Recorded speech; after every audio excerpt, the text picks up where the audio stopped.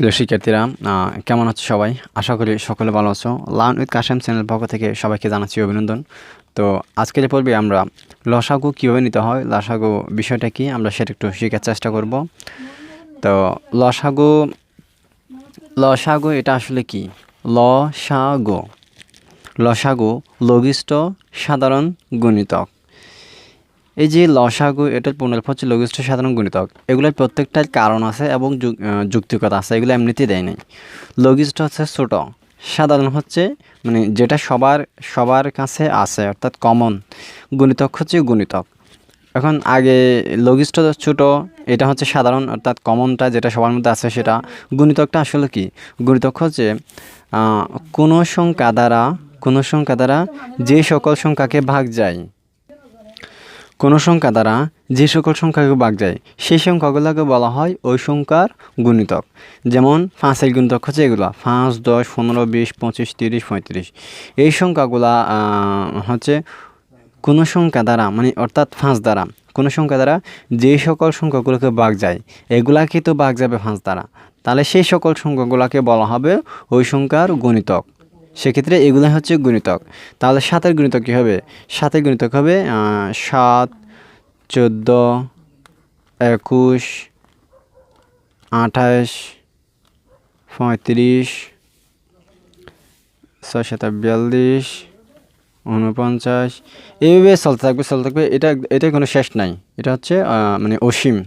তাহলে এগুলো হচ্ছে 7-এর গুণিতক। তাহলে লঘিষ্ঠ সাধারণ গুণিতক হচ্ছে লসাগু। এখন গুণিতক তো বুঝছো সাধারণ। এবার মনে করো 12 এবং 16-এর মধ্যে লসাগু বের করতে হবে। 12 এবং 16-এর মধ্যে লসাগু বের করতে হবে। তাহলে 12-এর গুণিতক বের করবো। প্রথমে 12-এর গুণিতক বের করব। 12, 24, 36, 48, 60, 72, 84, 96 এভাবে। আবার সেমভাবে 16-এর গুণিতক বের করব। এখন বের করার পরে গুণিতকগুলোর মধ্যে যেগুলো কমন আছে সেগুলো দেখব। উভয়ের ক্ষেত্রে 12 এবং 16 উভয়ের ক্ষেত্রে 48 কমন আছে। 48 এখানেও আছে, এখানেও আছে। 96 এখানেও আছে, এখানেও আছে। এখন গুণিতক তো বের করছি, সাধারণত দুইটা পাইছি। এই সাধারণগুলোর মধ্যে আবার যেটা লঘিষ্ঠ অর্থাৎ যেটা ছোট, যেমন এখানে 96 বড়, 48 ছোট, তাই 48ই হবে 12 এবং 16-এর লসাগু। অর্থাৎ গুণিতকগুলোর মধ্যে সাধারণ গুণিতকগুলোর মধ্যে লঘিষ্ঠটাই হবে লসাগু, অর্থাৎ ছোটটাই হবে লসাগু।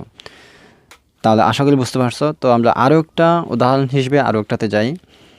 আমরা 8, 10, 20, 8, 10, 20 এগুলোর লসাগু বের করব। এটা হচ্ছে গুণিতকের মাধ্যমে আমরা লসাগু বের করছি। তো লসাগু বের করার আরও ইজি উপায় আছে। তো তাহলে আমরা এই তিনটা সেটা আমরা পরে জানবো। লসাগু বের করার আরও যে ইজি উপায় আছে সেটা আমরা পরে জানবো। তাহলে প্রথমত আমরা এই তিনটা নিয়ে আরও একবার লসাগু বের করার চেষ্টা করি। 8, 10, 12। তাহলে 8-এর গুণিতক বের করছি, অনেকগুলো বের করতে হয়েছে। 8, 16, 3, 24, 32, 40, 48, 56, 64, 72, 80, 86, 96। মানে হচ্ছে কি 9 দ্বারা, 10 দ্বারা, 11 দ্বারা, 12 দ্বারা, 13, 14, 15, 16 দ্বারা গুণ করে আমরা গুণিতকগুলো বের করছি। সেমভাবে 10-এর গুণিতক বের করছি, 12 গুণিতক বের করছি। গুণিতক বের করার পরে আমরা দেখবো এখানে কোনো মানে মিল আছে কিনা। তো এখানে 8, এখানে যেহেতু সবগুলো 10, 20 তিনোটার ক্ষেত্রে মিল থাকতে হবে। এখানে যেহেতু সবগুলো 10, 10 ফলে তো এখানে এরকম আছে কিনা দেখবো। এখানে 40 আছে, এখানে 40 আছে, কিন্তু এখানে 40 নেই, সেটা হবে না। এখানে 80 আছে, এখানে 80 আছে, এখানে হচ্ছে 80 নেই, তাহলে সেটাও হবে না। 88, 96 এগুলো তো থাকবে না। এখানে 120 আছে, এখানে 120 আছে, এখানে 120 আছে, হ্যাঁ 120 আছে, এখানেও 120 আছে, এখানেও 120 আছে। তাহলে এটাই হবে 8, 10, 12-এর লসাগু, 120টাই। আমরা যদি এদিকে বাড়াইতে থাকি সবগুলো যদি এদিকে বাড়াইতে থাকি তাহলে অবশ্যই এরকম কমন আরও পাবো। কিন্তু যতগুলো কমন পাই না কেন তার সবচেয়ে ছোটোটাই হবে এই সংখ্যাগুলোর লসাগু। তো আশা করি বুঝাতে পারছি। তো লসাগু বের করার সহজ উপায়টা কি? কীভাবে সহজ পদ্ধতিতে লসাগু বের করেন? প্রথমত যেটা আমরা 12 এবং 16 দিয়ে লসাগু বের করছিলাম, 48 পাইছিলাম, সেটা আমরা লসাগু এভাবে বের করি। লসাগু বের করার একটা সিস্টেমটা হচ্ছে এরকমই। এভাবে ভাগ দিয়ে দিয়ে বের করতে হয়। 12 মানে যে সংখ্যাগুলো লসাগু বের করবো সেগুলো এভাবে লিখবো, দেখে এভাবে টান দিব, দিয়ে দেখবো এখানে আমরা 2 থেকে শুরু করবো। প্রথমে দেখবো 2 দিয়ে উভয়টাকে ভাগ যায় কিনা।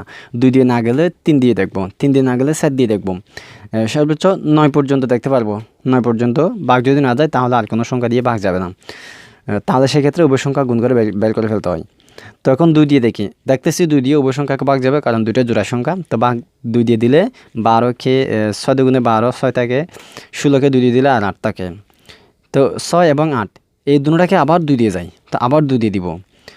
যদি এই দুটোটাকে আবার 2 দিয়ে না যায় 3 দিয়ে দিব, 7 দিয়ে দিব, এভাবে চেষ্টা করব। তো 6কে 2 দিয়ে দিলে 3 হয়, 8কে 2 দিয়ে দিলে 4 হয়। তাহলে শেষ পর্যায়ে গিয়ে যেই সংখ্যাগুলো আমরা পাবো, এখানে যেই সংখ্যাগুলো পাবো সেগুলোর গুণফল হবে ওই সংখ্যাগুলোর লসাগু। যেমন এখানে 2 2 3 4, 2 2 3 4, এই 4টা সংখ্যার গুণফল হচ্ছে 48, অর্থাৎ 3 4 12, 12 দুগুণে 24, 24 দুগুণে 48, 48 হবে এই দুটো সংখ্যার লসাগু। এভাবে বের করতে হয়। তো দুইভাবে বের করা যায়, গুণিতকের মাধ্যমে এবং হচ্ছে ভাগ পদ্ধতিতে। তো এমনিতে সচরাচর আমরা এটা ব্যবহার করি, কারণ এটা অনেক সময় লাগে এবং এটা অনেক অনেক একটু কষ্ট হয়। এটা বের করতে অনেকক্ষণ সময় লাগে। জাস্ট বোঝার জন্য এটা দেখাইছি, কিন্তু বের করতে গেলে আমরা সবাই কিন্তু এবার এই নিয়মটাই ফলো করি আর কি।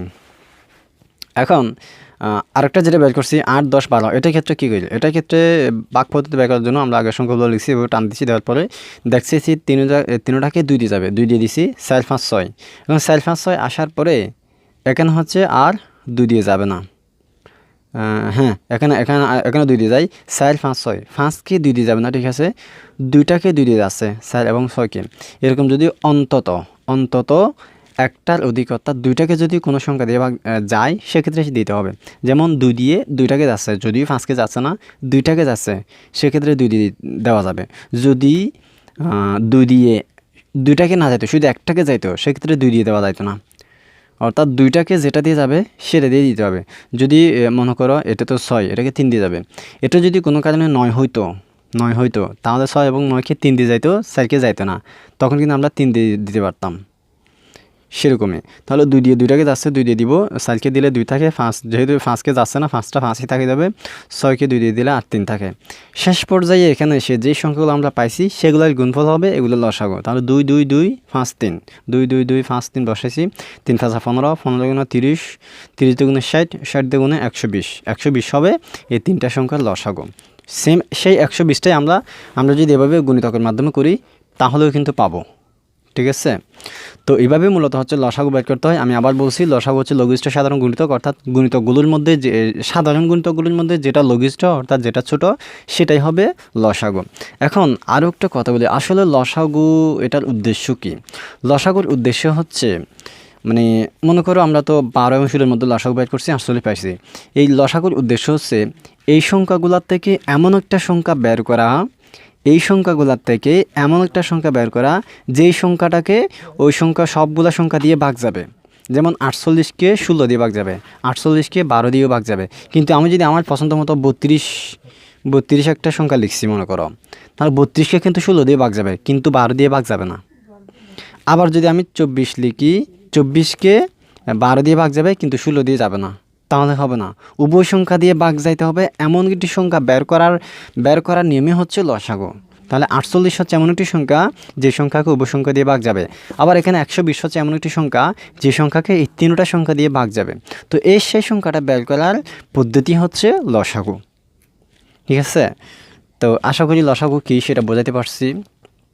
তো বারবার চেষ্টা করবে, আমি আমার যতটুকু সম্ভব বোঝানোর চেষ্টা করছি, তোমরা একটু ট্রাই করবে সেটা, তাহলেই আশা করি বুঝতে পারবে। তো আজকের ক্লাসটা এই পর্যন্ত। ভালো থাকবে, সুস্থ থাকবে, দেখা হচ্ছে পরবর্তী ক্লাসে। আল্লাহ হাফেজ। পরবর্তী ক্লাসে আমরা লসাগু নিয়ে কীভাবে ভগ্নাংশ যোগ বিয়োগ করতে হয় সেটা শিখবো ইনশাল্লাহ। তো সেই পর্যন্ত ভালো থাকবে, আল্লাহ হাফেজ।